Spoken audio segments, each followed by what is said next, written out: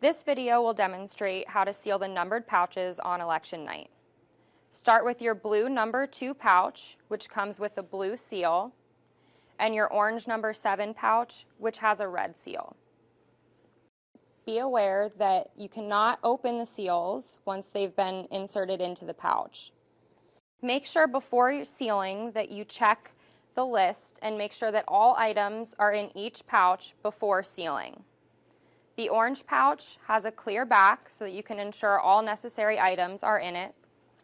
The blue pouch does not. Make sure that you check everything is in the blue pouch before sealing. To seal the pouch, start by taking the zipper and pulling it all the way to the right until it's stopped by the black clip. Push the black clip down and back, and then push it down one more time to make sure that it's locked in place. Take your red seal with the serial number facing up, the prongs face the black clip, and the seal is inserted into the black clip until it clicks into place.